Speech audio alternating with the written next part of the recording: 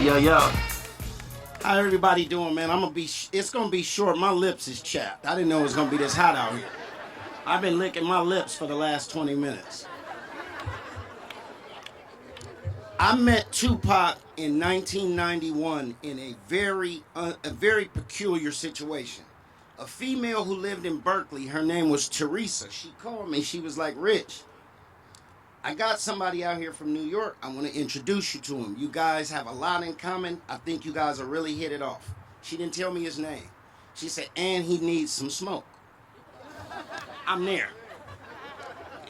If you need me, scream double R when you see me. I'm there. I drive to Berkeley. I pull up. I meet this guy, this kid. He's a young guy. We handle the business. We exchange numbers. 91, I gave him my mama's number. You know, you used to have your house phone back then. We wasn't really popping. I gave him my phone number, and we just kind of linked. We started hanging out. It wasn't about music. It was just, in general, hanging out. I had 415 going at the time. I think it was probably the hottest thing in the street at the time. So he spoke to me about wanting to do music, and I told him, I said, bro, you on the Black Power stuff. I'm on this gangster thing. Like, it's a different thing. He like, we're going to do some music. We didn't end up working in a studio till years after that. I think his first album that I was on was the Me Against the World. And then on the 1996 release of All Eyes on Me. I got two quick stories, funny stories. A prelude to what Money said about him in this Jeep that Atron bought him. Atron bought Tupac a brand new Jeep. The apartment was up there. He called me. He said, I got a car. Pull up on me. Let's smoke. So I pull up on him. This apartment they're talking about, where you park is in the back of the apartment. And it's a catwalk to drive out of this thing. The Jeep is back there. He like, come on, let's go get some blunts. I said, all right. He said, I don't know how to drive. I said, well, let me pull it out. No, I got it. I get in the passenger side. Pac pulled out, pinned the mirror up against the passenger window, dragged the Jeep all the way down the wall. All the way. This is a true story. Dragged it all the way down the wall. And I'm like, dude, you messing up the truck. He said, man, I ain't never had nothing. I'm just happy. Let's get some blunts. We get to the store, and I get out, and the whole side of the truck is trashed. He didn't care nothing about things. He cared about people. He was just that kind of guy.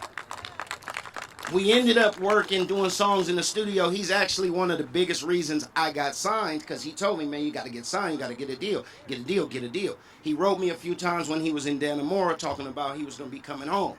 So he was like my little brother. And I tell people, I said, he's like the little homie who turned to the big homie, because you know what he did. I mean, he skyrocketed. But I remember being at home one time, and he called my mom's house. And my mom said, is somebody on the phone for you named Tube Socks? And I said, who? He said his name is Tube Socks.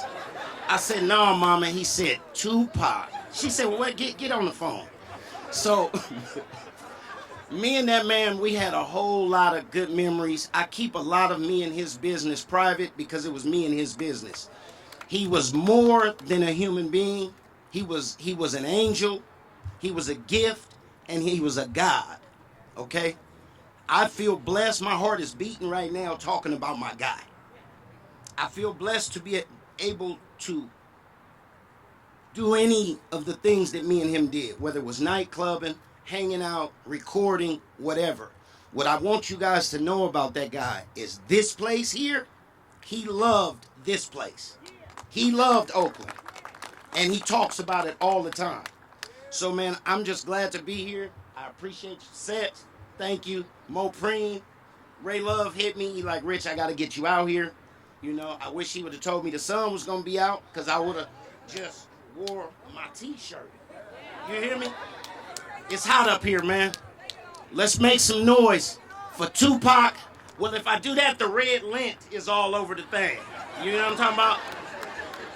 Let's make some noise for Mr. Tupac Amaru Shakur.